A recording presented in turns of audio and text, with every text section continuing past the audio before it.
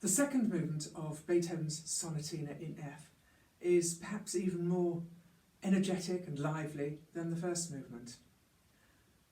And it has a beautiful contrasting, what I call trio, in D minor at bar 37. So at the beginning, and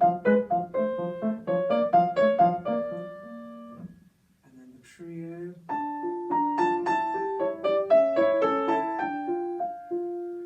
and I think we've got a bit of choice of articulation. The right hand at the beginning is marked staccato. The right hand for the trio is marked mostly legato. And I think the left hand should be legato as well, it's not marked staccato.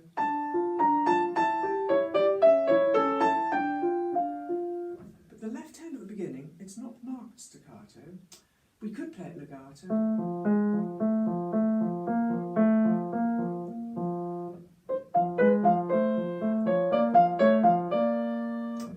Or we could play it staccato.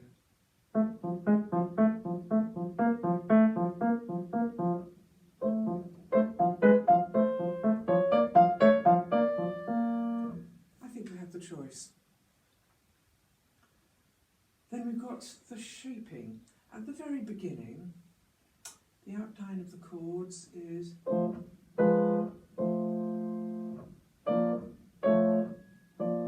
the interesting chord is always on the second beat of the first bar and the third bar. That's the chord of the accidentals. It resolves there. So I think we lean to the second beat. The same in bar 17. That's the interesting chord. That's the interesting chord.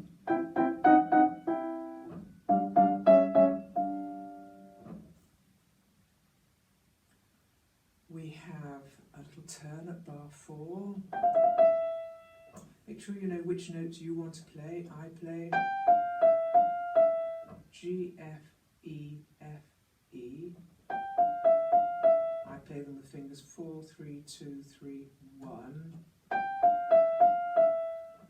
keep the thumb very much under the hand, not sticking out, and I keep the fingers close to the keys. Very little movement, I don't want to shake around, just keep the hand calm, economy of movement. And we've got grace notes in the cadenza above 74. They want to be very light, very elegant. Practice playing both notes together. And then play them together, but lift the first one, lift the grace note. And then, not quite together, just stagger them.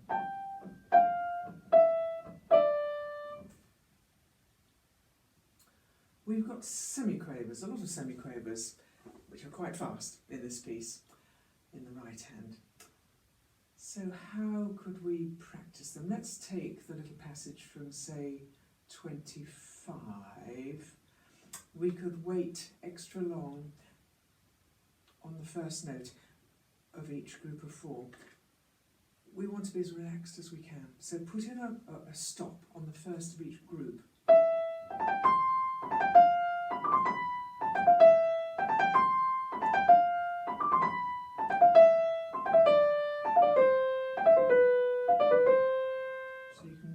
During that stop, you could put in a stop on the second note of each group.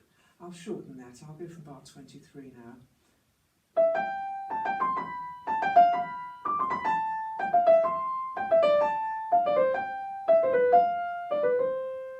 Relax, wait on the third note of each group.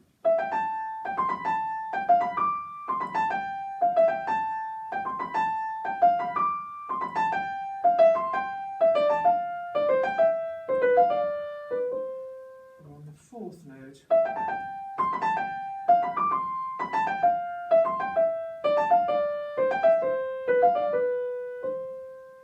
Or you could put in an accent on the first note.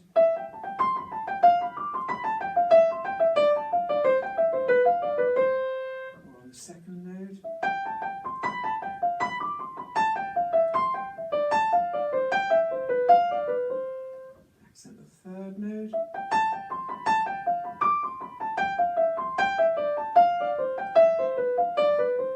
fourth note,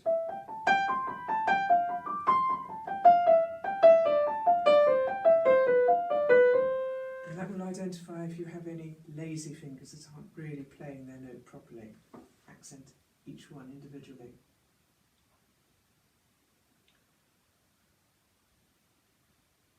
I talked about this contrasting trio. We'll probably want to have a little break, a little breath before starting the trio. So if I go 4 bars before,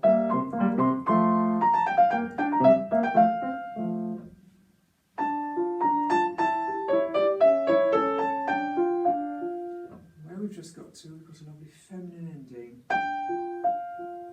And that's a scrunch, a discord. Strong, soft. And then 8 bars later we have another similar strong, soft. The first note is suspended, in fact it's a double suspension. Both of these notes are suspended. So strong, soft. Then continuing onwards, the next section we've got 4 bars of melody in the right hand, and then 6 bars of melody in the left hand, and then right hand, 8 bars of melody. So I would recommend mosaic practice. Practice just the melody, big singing, well-shaped sounds, melody alone.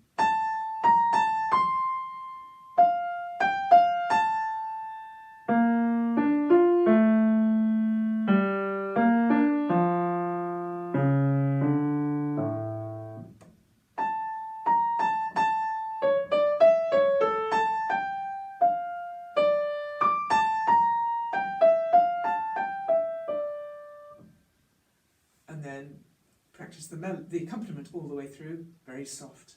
Left hand to begin with, then right hand, then left hand. Soft accompaniment.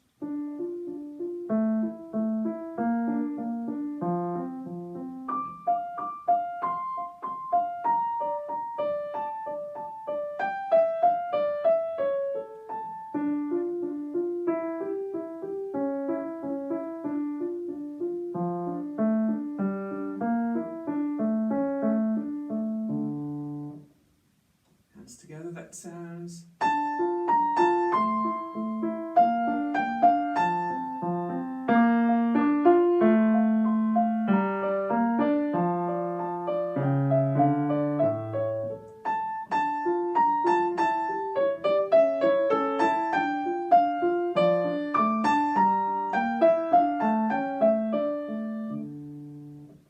You might also like to practice the link at bar 52 to 53, right hand is strong and left hand is soft. Then put in a stop, left hand is going to be strong and right hand is soft. So put in a stop where you have to change which hand is singing. Here's the right hand singing, the left hand soft. Stop, left hand sings, right hand soft. And then no stop.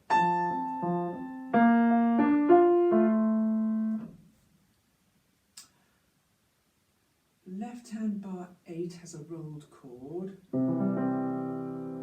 Play it soft and softly and smoothly. But the tricky thing really is that you've got a repeated C at the bottom. The note before, the quaver before the rolled chord is a C. And that's quite tricky. Play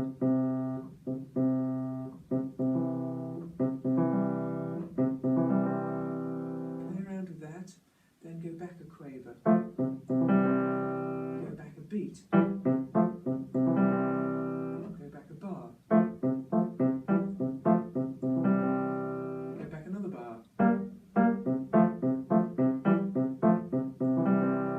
And that's what I call backwards practice. Left hand at bar 25, 26, we've got crotchets. I think those are important and need to be played out quite strongly. They are giving the harmony, outlining the harmony of that little passage. We've got C major chord, D minor chord, first inversion,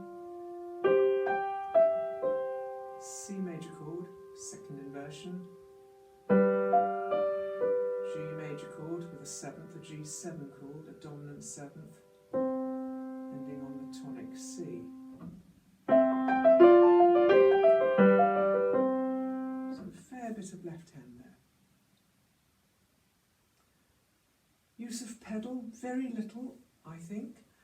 A little bit in the cadenza. That lovely rolled chord, we can just add a little bit of extra richness to the sound there. Play the chord and put the pedal down and lift it exactly when you play the next note, no overlap. And then this note, play it and then put it down and then lift it exactly when you play the next note. And the last 5 chords, we have 2 marked piano, 3 marked forte.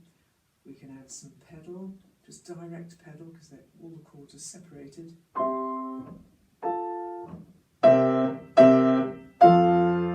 And of course voicing the top note, and the bass notes, which are the dominant and tonic harmony.